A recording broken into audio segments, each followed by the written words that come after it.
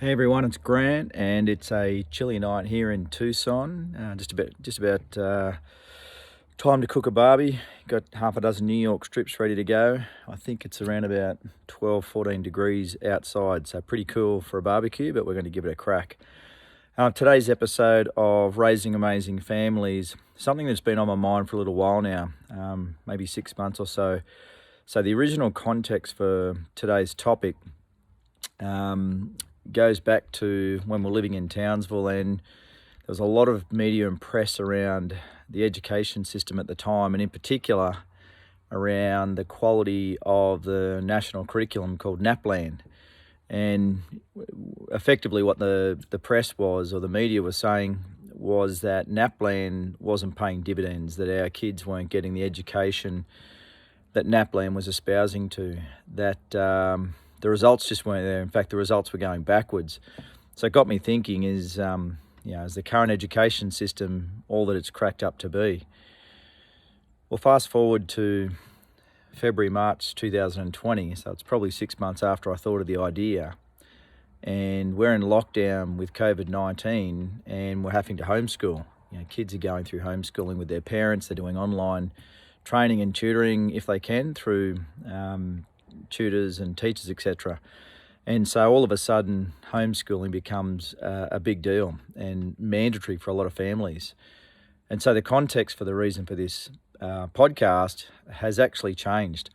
So the original thought process I had around the podcast was around formal education versus self-education, with the concept being that there's a growing shift now these days towards self-education, and it's more in the lines of college and university education, not so much primary and high school. I think there's unanimous or a strong support to say that kids need to go to school. There is value in homeschooling, but ultimately the discipline and the routine that kids get through going to primary and high school is extremely valuable.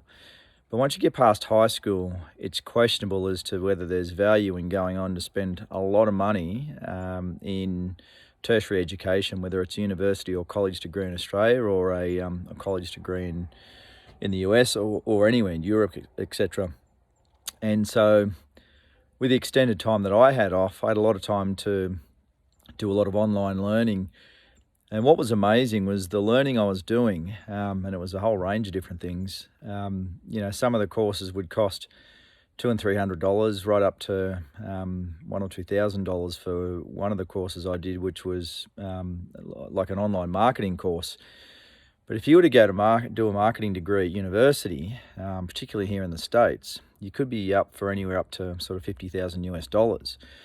So there's a massive divide between formal education and self-education in terms of cost. But it's questionable as to whether there's a divide over the value of the education you get by doing self-education. And so the question of this podcast that I want to ask people is, what value do you put on self-education? Because traditionally we always put our value on formal education, and certainly that was my background. I did primary and high school, and then I went on to do university because I had an older cousin that went and did mechanical engineering at university, and so I just followed in his footsteps without really giving it a great deal of thought. But when I was at university, it's fair to say that not a lot of it had a lot of relevance to what I would eventually go on to do as a mining engineer. In fact, I quote regularly that I probably did somewhere between 5 and 10% of what I learned at uni. I was able to take with me into my career, and it was mainly things like how to write reports, and I think you obviously learn to study for exams, and you obviously learn to study under pressure. But the big thing that I think I took away was writing reports. There was some technical aspects that I took with me, but not a huge amount. As I say, probably somewhere in the order of 10%, maybe a little bit more, but not a lot. And I hear that regularly, and I've heard that regularly for a long time, for many years, that people that go on to do tertiary education, it gets them the certificate or the degree, whatever it is they're chasing. But largely a lot of it, from a technical aspect, they learn on the job. They learn from learning from others that have got more experience, people that have been around for a long time. And in fact, I think the stats I learnt when I was going through One of my previous training courses at work was that 70% of the job, 70% of the training is on the job. 20% might be classroom based, and then 10% is conferences, etc. So it just goes to show that the bulk of the training you're going to get in your career is through on the job learning.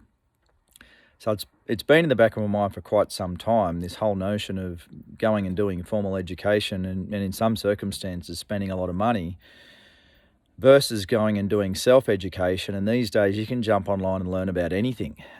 It's amazing, whether it's YouTube or just Googling, you'll find a lot of information about just about anything in the world these days.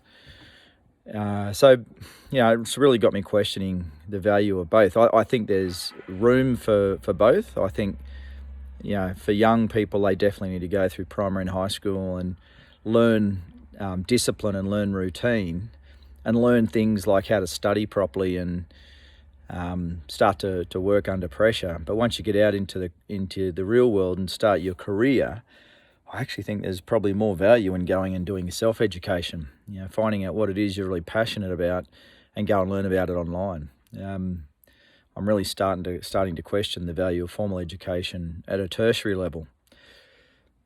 Anyway, so think about COVID-19, and it is an extremely difficult and challenging time for most parents to have to homeschool their kids. But it's also an opportunity to think about what's some of the self-education that we as individuals can do, or even as parents we can do with our kids. And as I said, I learned previously I did a lot of online marketing study in that extended time off I had, but you can learn anything. So can you go and learn how to play the guitar online? Can you learn how to carve wood? Can you learn how to drive a car? Whatever it might be, there's massive opportunity online. And so how do we make the most of this time during COVID-19, particularly as parents with our kids, to tap into self-education and give them an opportunity that they wouldn't normally get if they were at school? There are an abundance of topics that they can go and do, and a lot of it's free. You don't even need to pay money. There are brilliant courses that you can do where you pay money, and some of them are quite expensive. But again, I come back to this notion of formal education. Some of it, when you're talking about university, it's extremely expensive. So how do we tap into the wealth of online information and the notion of self-education versus what kids would learn, what our kids would learn in high school and primary school?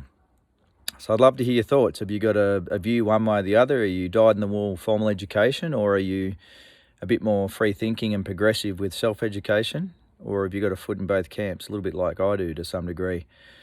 But how do you judge self-education these days, and have you made the most of it? Are you starting to tap into it now as a parent and as an individual? All right, we'd love to hear your thoughts. Take care.